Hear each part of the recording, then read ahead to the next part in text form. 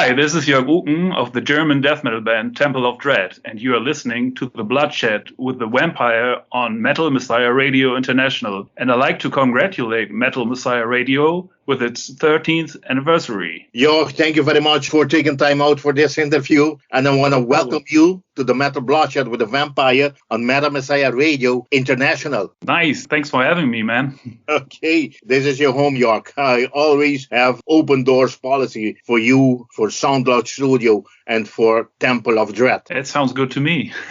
Jörg, please present yourself to the audience. I'm talking about as the small kid or the young teenager dreams what or who got you into metal? Since I'm pretty old already, my early heroes were Deep Purple, Kiss, Judas Priest, Accept, early Metallica, stuff like that. There was no death metal, so I always say I'm older than death metal. So a lot of death metal people started with early 90s stuff, but I started playing drums in 83. So Maiden was a big influence, and yeah, Kiss at the time and bands like that. Jörg, before we continue with this interview, I want to take the opportunity to send my words of courage and strength to the brave country of Germany and its people, and to all the surrounding areas for those that has been hitting by this terrifying water floods causing a lot of death and destruction. How are the Germans recovering from the pandemic, first of all, and now from this terrible natural disaster? Yeah, it is a disaster, but we're not really having it here in the north. It's more in the west and in the south. Some regions were hit really hard. People were killed and everything. It's terrible. Those that has been through this are getting already support by the government. Yeah, they're supposed to get help, but you shouldn't rely on the government.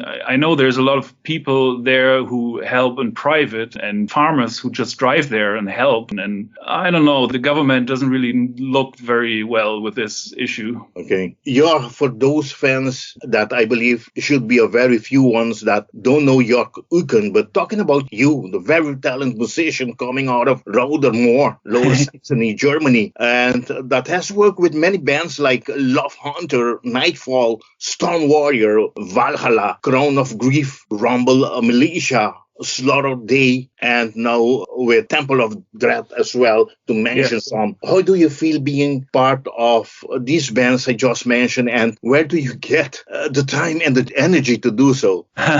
What got me into recording business was basically that I always played in bands, and I don't want to miss that. So I just try to stay busy, and mostly I have at least 2 projects at once. I play in a local punk rock band called Drugstop as well, and Temple of Dread is more like a studio project. We don't really play live. With a new album, I would love to play live, but it's a bit difficult because the main guy lives on an island, and yeah, it's the logistics are not really easy. So we'll see what the future brings. But the bands you mentioned, that's a period of 30 years. So yeah, I played in a lot of bands, but it sounds more than it actually is probably. But talking about these bands, besides Temple of Dread, are you still part of one of these bands that we talk about? No, the bands you mentioned is things from the past. Rumble Militia was my first more well-known band in Germany. And after that, I played in Nightfall from Greece, which was difficult too, because I had to fly to Athens all the time. And the guitar player was from the States, so that was really difficult. But we played great shows with Maiden, with Cradle of Filth, and yeah, but I had to quit because the studio is always number one, because it's my work, my income, and yeah, everything else has to be second. Talking about the studio, yes, you are known of one of world's best sound engineer and owns SoundCloud Studio and has recorded, mix and master for bands like Isegrim, Bleeding God, Gaudy Thrones, New Sentence, Sinister, Suicidal Angels, Dependency, Blood for Me, Visionary 60, Fumes of these K, to say some. When and how come you decided to become a sound engineer, and how does it feel like to comply with all the needs of all the bands that are and will be part of Sound Lodge Studio? Yeah, how I got into it is an easy story. It's probably a dream for every musician to have his own studio, but I recorded in Florida, in Tampa, at the famous Morris Sound with Rumble Militia, and I was so blown away by the way they work. They were so professional, and I was only 23. It was my first major CD recording, and that took place in Florida, so I couldn't believe it. And yeah, that got me into thinking. Before, I didn't know what to do with my life. But after that, at least I had a vision, but I didn't have the money. So I had to wait a few years. And yeah, from that point on, I started recording local bands, and it got better every year. So I built a studio, and yeah, it just snowballed. And as you mentioned, I have a lot of Dutch bands because I'm only like 20 kilometers from the Dutch border. Okay. And bands like Aithon did a lot for the studio because, yeah, everybody knows them. And I did 3 records with them, and yeah, I guess people liked it, so a lot of other Dutch bands came over, and yeah, that's how it works. I'm so happy because, I get to interview all these bands, and they all talk so good about you and Sound Lodge Studio, how happy they are. And most of them are my personal friends as well, working for Madame Messiah Radio, but I'm Dutch. I'm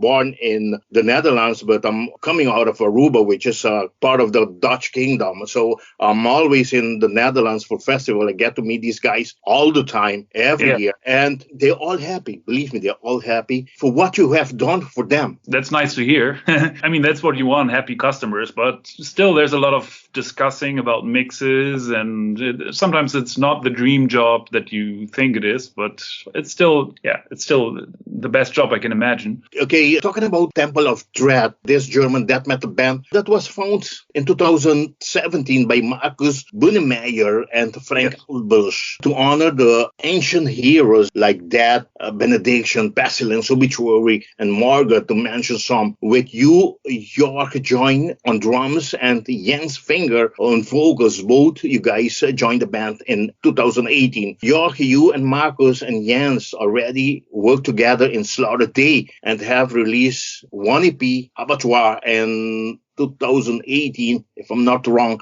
and a full-length album in 2020, Ancient Death Triumph, just before you left the band. How was the time spending in Slaughter Day with these guys, and how is it to be working with them again? Well, first of all, there's more material from Slaughter Day. There's 2 more long players and another EP before the stuff you mentioned. But I know the guys in Slaughter Day forever. But me and Markus were only live musicians. We never played on the albums. So I recorded everything with Slaughter Day and produced it here, but it's a 2-piece. The Jens and Bernd, the singer, they record everything by themselves, and they like to keep it like that, and because it's handy and easy for them. But that's also the reason why I quit, because I want to do a band 100%, and I don't want to be the live stand-in guy.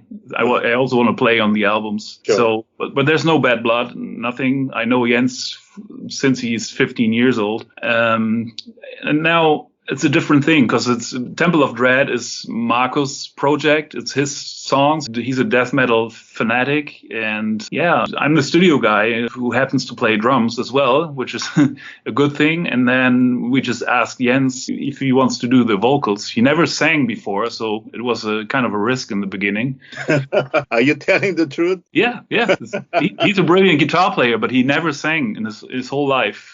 Like on the first Temple of Dread album, that's his first vocal performance ever. And which was fantastic. Yeah. We were surprised, and it got better. And on the new album, it's brilliant. Yeah.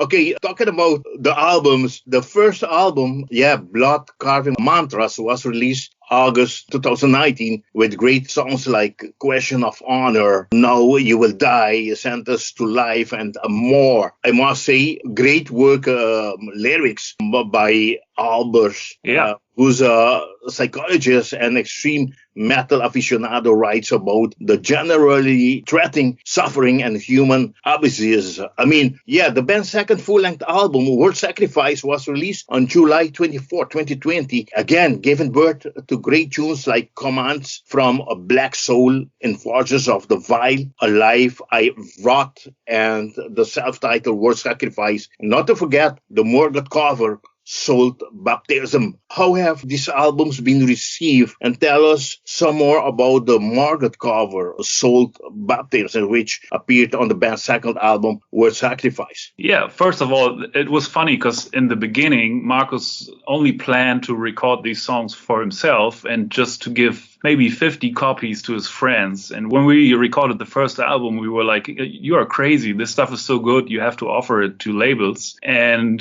within a few days, he had like 3 offers from labels.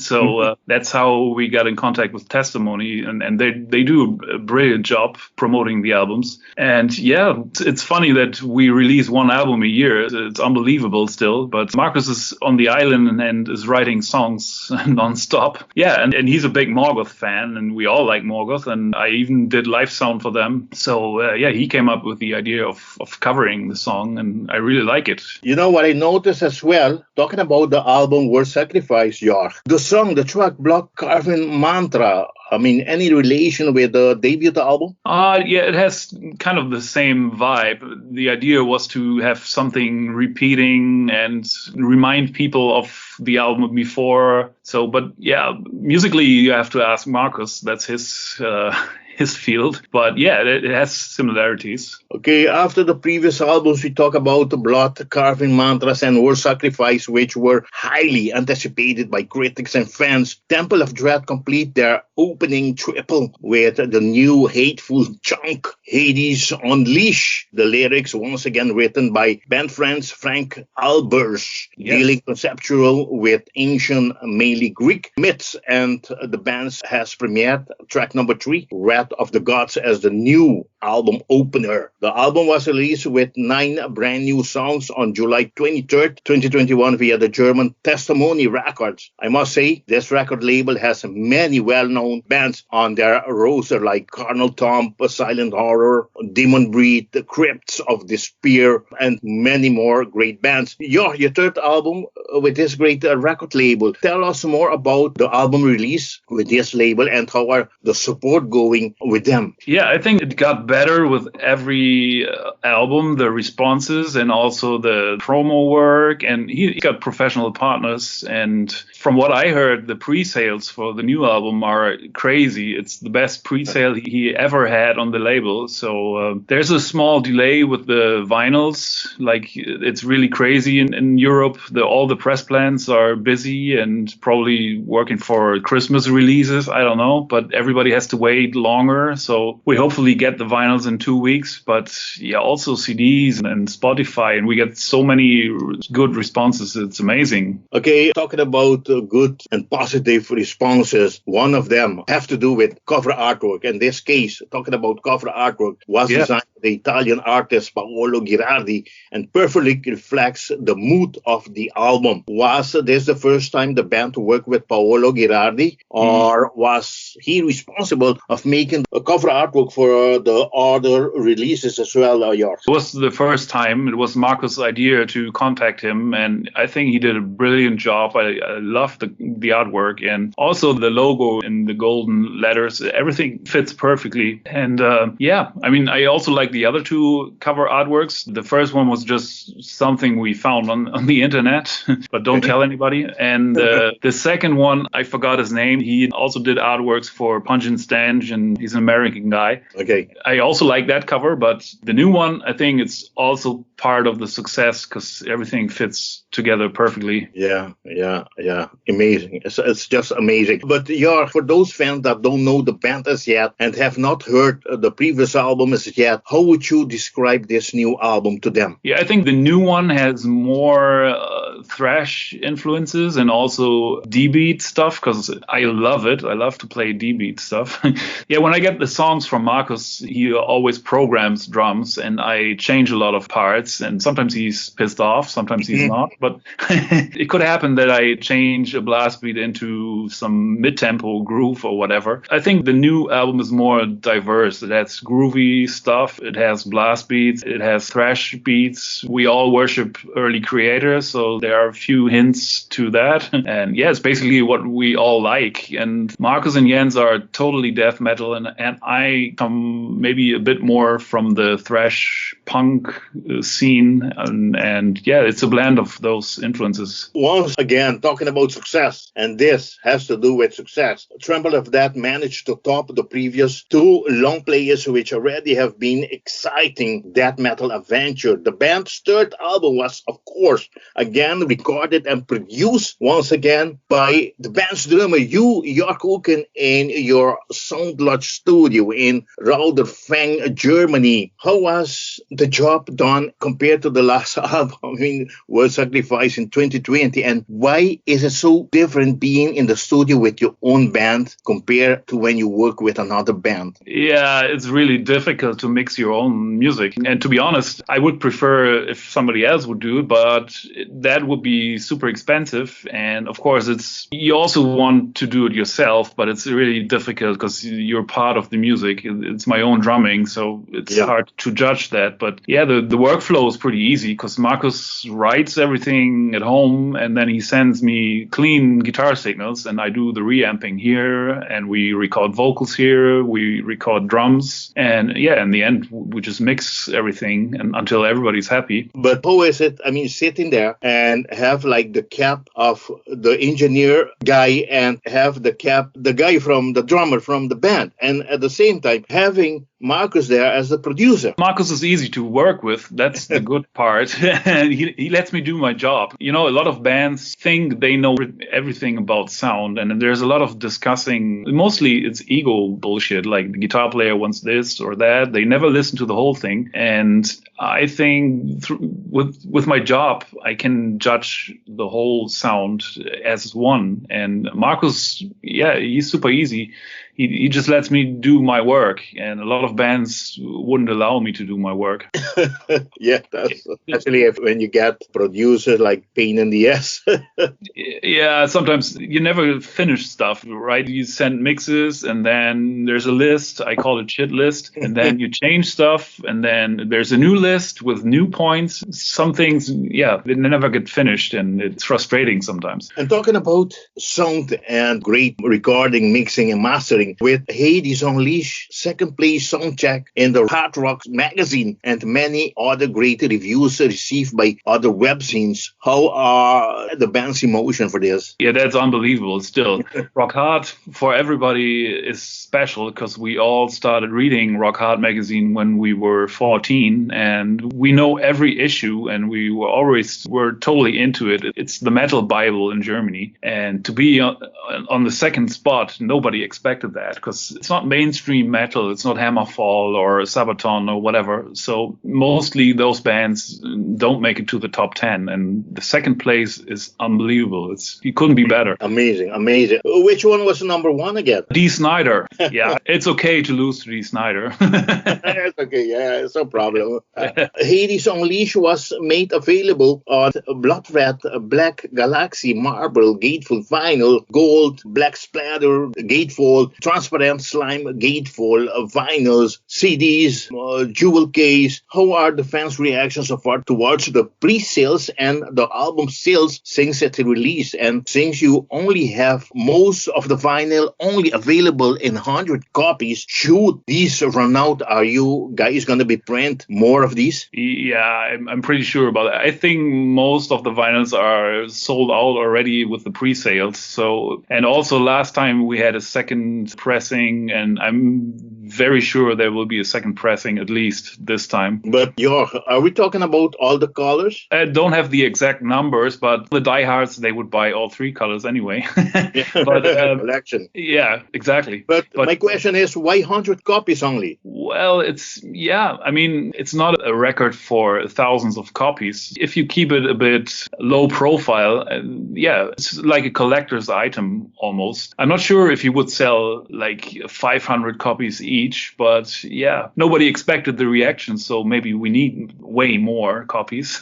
Yeah, I believe so. But the reaction are going very good. Yeah, I mean, that's amazing. And I think second pressing, we have to wait again. But yeah, I just hope it works out fine. The album has 9 of the deadliest song Temple of Dread have ever recorded. Hades Unleashed, with a running time just under 40 minutes, means that the band are focused and to the point. There aren't lengthy parts on the album, neither there are moments of boredom. The album is musically equivalent to a bulldozer that smash everything being in the way. To those that has not buy the album as yet, to you out there, this is an album you definitely needs to have in your collection, and together with the 2 other previous ones, please. So look for these albums and buy them. Support the band. This is a great band, Temple of Dread, and they need our support. Yes, as you know, Jörg, we are in the summer, but all festivals was cancelled for 2021 for the second year due to this pandemic. How are the pandemic taken care of in your country, or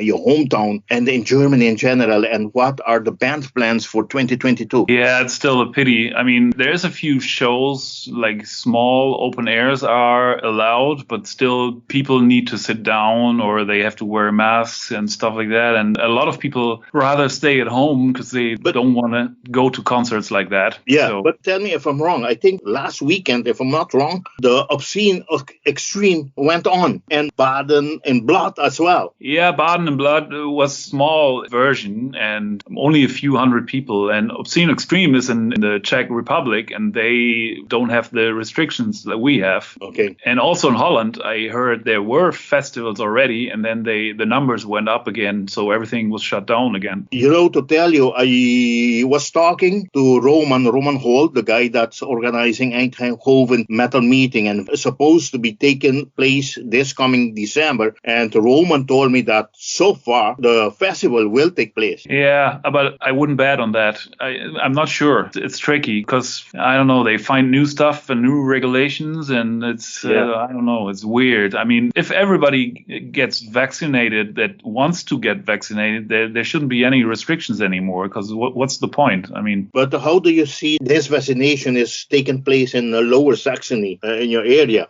Yeah, there's a point that the festival organizer that has to they have to enforce that for you to play there as a musician and for me to go there as press or as fans, we have to be vaccinated. I mean, there's a big discussion about it. Should there be concerts only for vaccinated people, or should the people be forced to get vaccinated? So there's a lot of discussing, but still, there's no regular shows, and it's weird because there's soccer games, there's the Christopher Street Day with thousands of people, but there are no small shows. It's a joke. We just saw the Euro Cup. Come on. Yeah, exactly. And soccer. Why should not be festivals? Yeah, but the football has so much power and so much money involved. They dictate everything. Yeah, the music scene doesn't have a lobby, so it's difficult. I mean, if everybody gets tested before a show, there can be shows. Why not? So you were saying that, seeing how you guys are far apart from each other, you see it difficult for the band to play live, and due to that, to see Temple of Dread live, it will be something very difficult, to not say impossible. We're still talking about it. I mean, we're not too far from each other, but Markus is on the island and he still plays in Slaughter Day. That means his free time, he needs it for Slaughter Day, and it's his priority. So he's got a wife and kids and a job, so it's difficult. And, all I can say is I like to play live, but it's not up to me. There's more people involved, so we'll see what the future brings. Okay, talking about you, Jörg Uken, are we going to be able to see you in another band? Do you have something in mind that you will comply with the dreams to be playing live? Yeah, I need to play live, but right now I only have my little local punk rock band, but we have the first show during the pandemic on September 5th. It's a small festival. But yeah, I always had that band on the side. It's a local band and we hang out and we drink beer. It's something, I always had bands like Nightfall or Storm Warrior where we didn't even rehearse. We just met for gigs and played. And so I need this romantic band rehearsal scene as well. But I will always try to play live. That's without question. Jörg, before we end this interview, I want to ask you, for those that really wants, to get any merchandises of the band, I'm talking about Temple of Dread, what can they get? What are all these merchandises available for fans that really wants to either have the t-shirt or patches or caps or anything they can get? What are there available? I think right now we have new shirts for the album, and to be honest, I cannot tell you what's still in stock. Like, we had long sleeves and shirts for the last album and different patches, but yeah, the easiest way is just to check the website or the Facebook page, and there are links where to get what. And we don't have a merchandise overkill, but we have cool shirts, we have patches and stuff like that.